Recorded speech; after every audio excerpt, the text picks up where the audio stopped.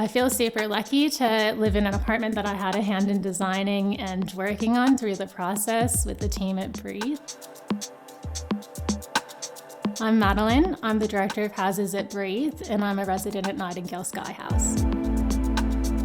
Nightingale Village is located in Brunswick on the lands of the Wurundjeri Woiwurrung people of the Kulin Nation. As far as the building itself, it's located at 1 Duckett Street, and it acts as the entry threshold into the village. Brunswick is a neighborhood that I've lived in off and on for 10 years, and so it's a part of Melbourne that I feel really connected to. So when an opportunity came up to buy, I was pretty excited to invest. Two driving factors in the design for Skye House are sustainability and community. So when we think about sustainability, we think about a highly efficient building shell and an embedded energy network connected to 100% certified green power. Importantly, these buildings are 100% fossil fuel free in operations, so there's no gas plunged into the buildings, and the Fisher-Paykel induction cooktop was a really key part of that. As a person who loves to cook, I often have friends over and I love to entertain. I've really enjoyed cooking on induction for the first time, and I found it super easy to use, really responsive, and easy to clean. As far as community, a big part of that is about activating the street and creating engagement between the residents of the building and the wider neighborhood. And being part of the village has really amplified that feeling of being really connected to the community. I have so many people in my immediate proximity that I can call on for favors and that I can catch up with last minute. And living on my own for the first time, that makes a big difference. Another aspect of the building that helps foster that sense of community is all of the shared spaces. So we've got an all-weather dining area on the roof, the shared bathhouse, the dog park, the shared laundry facilities, and lots of small breakout areas scattered throughout the building.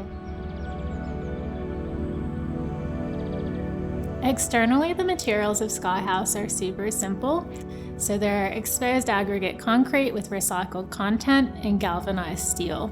And the idea is that the greenery will overtake the facade in time and contribute to biodiversity as well as cooling the building. In terms of interior materials, we've got low carbon recycled materials like recycled hardwood floorboards. The joinery is FSC-certified veneer and orbital finished stainless steel. All of the tapware and door hardware throughout is raw brass, which is unlacquered and will develop a patina over time. Another key design move at Skye House is the diversity of apartments. So we worked super hard to offer a spectrum of apartment sizes and typologies, all the way down to 24 square meter tile houses, up to more spacious 2 and 3 bedroom apartments. When you're working with small footprint apartments, it's really important to maximize the space. So one thing we love about the Fisher-Paykel appliances is they're really seamlessly integrated into the joinery, and it looks almost like a piece of furniture. And this gives you a lot of flexibility in how you arrange the space and make it your own. In terms of the layout of Skye House, you enter underneath the arched Skye House entry signage and onto the recycled brick pavers. And that really pulls you through into the core of the building. My apartment's located on level 3. Once you walk in, the bathroom is located on the right, followed by 2 bedrooms which face onto the light court. It's an open-plan kitchen, living and dining area with the pantry and fridge acting as a room divider. And from the living area, you step up onto the balcony where there's a brick balustrade and planter box to the perimeter.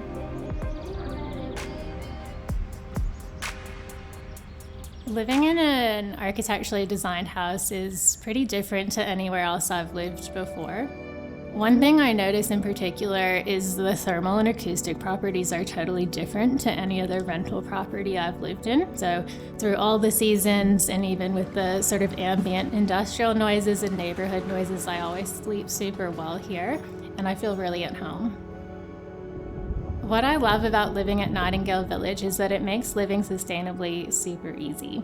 And I'm really enjoying for the first time having a garden to look after. And I've planted lots of bird and bee friendly flowers and plants, and I'm seeing lots of little wildlife come to visit my balcony.